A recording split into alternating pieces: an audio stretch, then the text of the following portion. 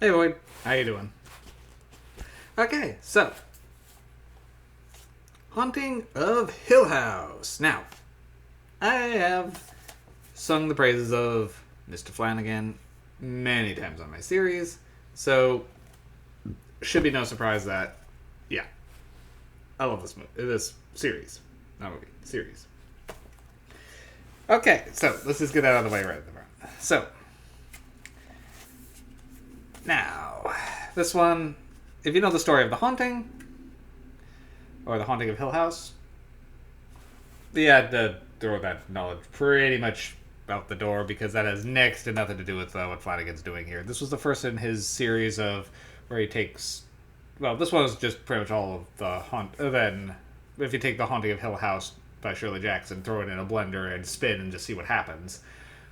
Later on, he did the same with other authors where he put all of their works in, hit the blender, and saw what happened. So, which is fun and interesting, but as an adaptation, maybe not. But as an entertaining series, oh damn. Okay. So, first lesson here is never go in on a haunted house because, or just never sink all of your resources into one house. Because if you get stuck there and it turns out to be haunted, not going to go well for anyone involved. Just throwing that out there. So, unlike the written and other film adaptations of Haunting of Hill House, this one follows Hugh Crane, is not the madman that's now the ghostly presence in the house. But Hugh Crane is the person trying to arrive to fix up the house. So, him and his wife Olivia and their plethora of children come and then move in to try to flip the house over the summer. But this house is a little flip resistant and just decides to flip the people inside instead. Okay, so. And also, it seems that pretty much most of the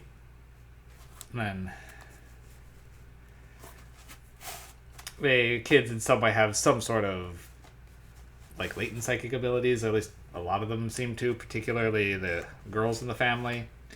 Now, the mother says that kind of seems to run their family, but the oldest daughter, Shirley, seems to have dreams that she'll be talking in her sleep and it'll be a little pressure into what's going on. And the middle daughter, Theodora's, essentially can know things just by touching them.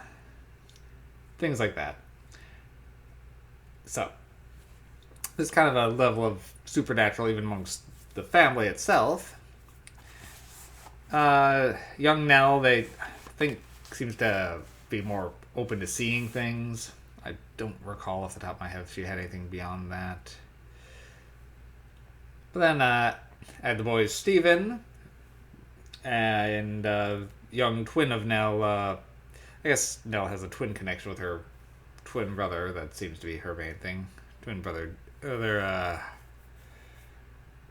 Luke Crane. So, and this one, however, is kind of doing a two timelines thing of essentially we see what's going on in the past while smash cutting to what's happened in the future, and we know that essentially something bad happened while they were staying there over that summer. We know that his wife passed away, and a lot of the press thought he did it rather than the house did it, and well, they've never really seemed to have escaped the reach of the house. And very early on, when Nell returns to the house and seems to commit suicide, not completely a spoiler, this is first episode, or in the 10-episode series, the effects of that ripple out and pretty much have them all coming back together to face, well, the house and each other and all the ghosts in their own pasts. Because each of them has got secrets they've been keeping from the other, and each of them is having some, well, ghosts to air. Between Stephen's inability to believe anything supernatural, despite having seen plenty of it,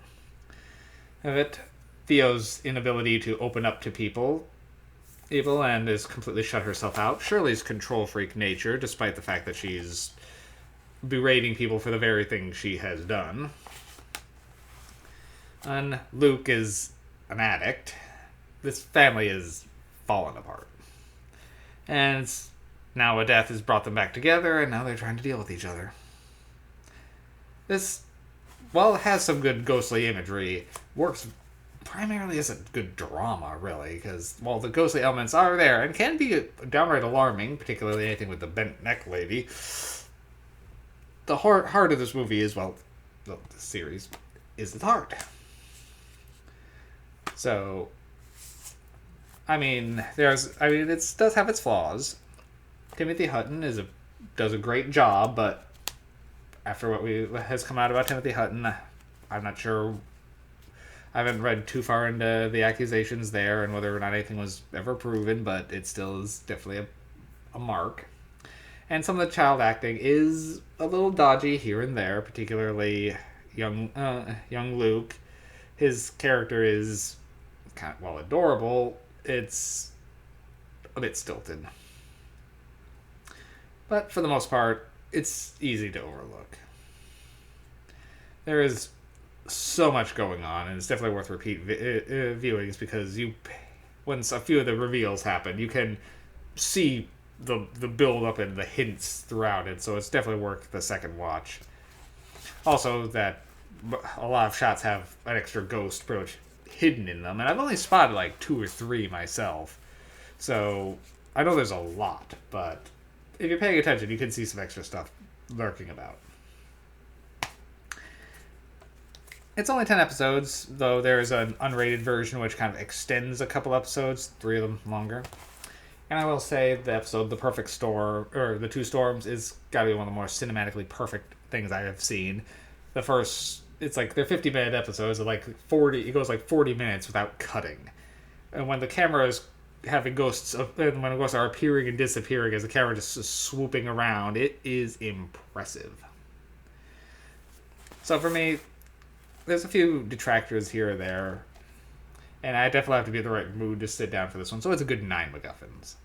Which, for me, I'm usually harder on series than I am movies, because a movie's a quicker sit, but 9, very highly rated.